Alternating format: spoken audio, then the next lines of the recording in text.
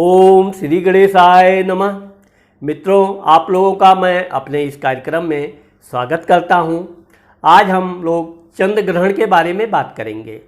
जैसा कि आप लोगों को पता है कि 16 मई 2022 को चंद्र ग्रहण लग रहा है। चूँकि ये पूर्ण चंद्र ग्रहण है, इसलिए इसका प्रभाव जहाँ जहाँ चंद्र ग्रहण दिखाई पड़ेगा वहाँ पर पूरी तरह से लागू होगा। ये सुबह 7:58 से लेकर 11:25 तक चंद्र ग्रहण रहेगा, चूँकि ये पूर्ण चंद्र ग्रहण है। और सबसे बड़ी बात इस चंद्र ग्रहण का ये है कि इस बार का चंद्र ग्रहण बुद्ध पूर्णिमा के दिन पड़ रहा है।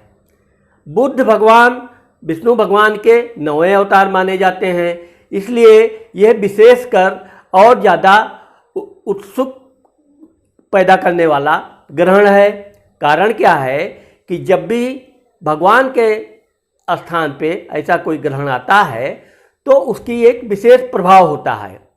वैसे तो हम आप लोगों को ये बता दें कि ग्रहण के बाबत में एक बहुत बड़ा प्राकृतिक नियम है कि जिस वर्ष 2 ग्रहण 15 दिन के अंदर पड़ते हैं, उस वर्ष बहुत बड़ी उस देश में विपत्ति आती है, बहुत तकलीफ़ होती है और यहाँ तक कि मारामारी, महामारी, तमाम तरह की बीमारियाँ ये सब उत्पन्न होती हैं।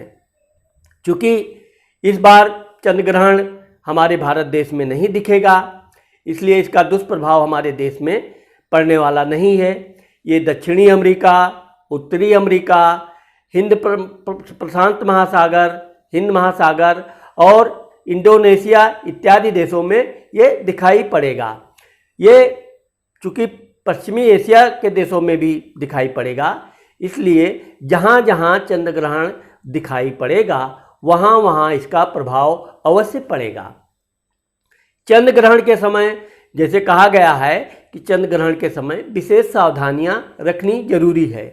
जैसे कि घर में भोजन नहीं बनना चाहिए, चंद्र ग्रहण के समय भोजन करना भी नहीं चाहिए, चंद्र ग्रहण के समय सोना भी वर्जित है। भगवान के मंदिर में लोग कपाट बंद कर देते हैं, भगवान को भी कपड़े से ढक देते हैं और कोई भी ऐसा कार्य नहीं करते हैं जो ग्रहण के लिए दुरुपयोग साबित हो। विशेषकर गर्भवती महिलाओं को विशेष चेतावनी दी जाती है कि कोई भी नुकीली वस्तु से कोई काम ना करें, जैसे कि सुई धागा से कोई चीज़ सिलाई कढ़ाई ना करें या नाखून से पैर के अंगूठे से ज़मीन ना खोदें। इसका उनके गर्भावस्था के में पल रहे बच्चे को ऊपर गलत प्रभाव पड़ता है। हाँ, वैसे तो ये चूँकि हमारे देश में नहीं पड़ रहा है, इसलिए हमारे देश में इसके विषय में अधिक डरने की ज़रूरत नहीं है। फिर भी चूँकि इस समय ऐसे गलत किरणें प्रकृति में पैदा होती हैं जो शरीर के लिए नुकसान करती हैं। सबसे बड़ी चीज़ यही है कि जहाँ तक हो सके आप उस समय एकाग्र मन से भगवान का ध्यान कीजिए, भगवान का भजन कीजिए, जहाँ तक हो सके मंत्र जाप कीजिए। अब मंत्र जाप 2 मंत्र जाप आप बहुत आसानी से कर सकते हैं। एक तो ओम नमः शिवाय, दूसरा ओम नमो भगवते वासुदेवाय। ये 2 मंत्र, चूँकि चंद्रमा क्या है, शंकर जी के सिर पे शोभायमान है, तो अगर आप ओम नमः शिवाय का मंत्र जाप करें। मैं आपको ओम के बारे में एक बार और बताना चाहता हूँ। ओम शब्द को जितनी देर तक आप अपने श्वास के साथ रोक सकते हैं, आपकी क्षमता उतनी मजबूत होगी। मैं आपको एक छोटा सा प्रयोग बताता हूँ।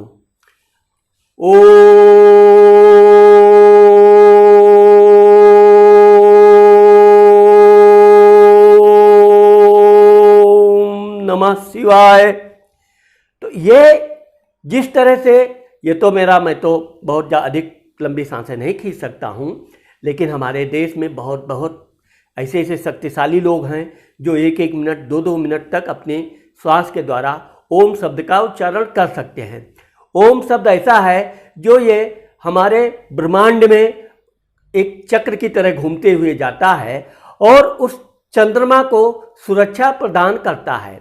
ओम शब्द से ही अगर आप कहीं भी ओम शब्द का प्रयोग करेंगे तो ये समझ लीजिए कि जहाँ ओम शब्द का उच्चारण होता है उस घर में न दुख होता है, न दरिद्री आती है, न रोग आता है।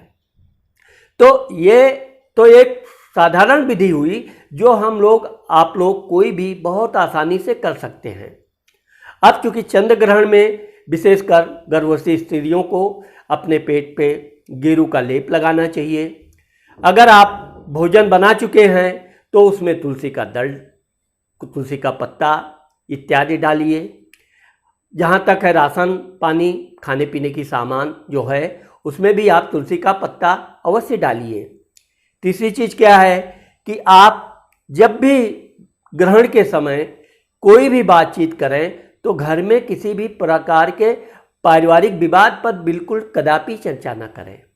ये चंद्र ग्रहण है, मानसिक विकार पैदा करता है। ये मानसिक विकार उस जगह उलझन और बाद में वाद का विवाद इतना बढ़ा सकता है कि ग्रहण का नाम ही है रुकावट, बर्बादी। इसलिए आप लोग ग्रहण समाप्त होने के तुरंत बाद स्नान कीजिए। हो सके अगर आपके घर में गंगा जल है तो उसमें गंगा जल डालिए, नहीं तो कोई भी तीर्थ का जल है उस तीर्थ के जल को डालकर आप सब परिवार स्नान कीजिए। उसमें सफ़ेद वस्तु जैसे सफ़ेद कपड़ा हुआ, चावल हुआ, चीनी हुआ इत्यादि का भी आप दान कीजिए। गरीब आदमी हो, कोई भी ऐसा ज़रूरतमंद हो, नहीं कोई मिलता है तो आप मंदिर में जाकर दान कर सकते हैं। इस दान से आपको अच्छे पुण्य मिलता है। यह दान इतना महत्वपूर्ण माना गया है, हमारे ऋषि मुनियों ने ग्रहण दान को बहुत बड़ा महादान में इसको मान्यता दी है। इसलिए आप इस दिन छोटा सा भी दान करेंगे तो वो आपको बहुत बड़ा दान में गिनती होगी। इसलिए अवश्य अपने तरफ से धन दौलत जो भी है आप गरीबों में वितरण करें। अपने शरीर की सुरक्षा के लिए, अपने परिवार की रक्षा के लिए जहाँ तक हो सके गाय को आप अपने हाथों से रोटी खिलाइए, गुड़ खिलाइए, या कोई भी ऐसे गरीब पशु लोगों को आप दान कीजिए। पशु पंछियों को जल पिलाइए, उनके आगे भी आप अन्न वितरण कीजिए। ये भी दान में माना जाता है।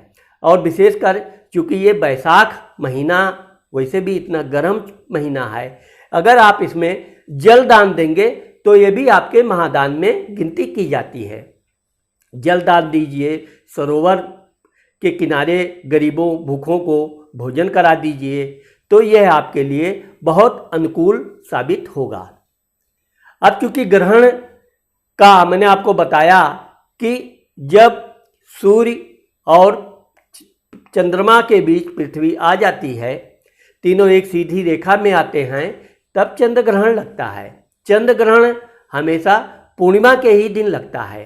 इसलिए इस बार का जो चंद्र ग्रहण है ये भले हमारे देश में ना पड़े, लेकिन जहाँ तक हो सके हमें ज़रूर कुछ ना कुछ सावधानियाँ करनी चाहिए। मुझे आशा है कि चंद्र ग्रहण के बारे में आपको ज़रूर अच्छी जानकारी मिली है। आप हमारा ये कार्यक्रम देखते रहिए, हम आपको आगे भी और भी रोचक जानकारी देते रहेंगे। नमस्कार।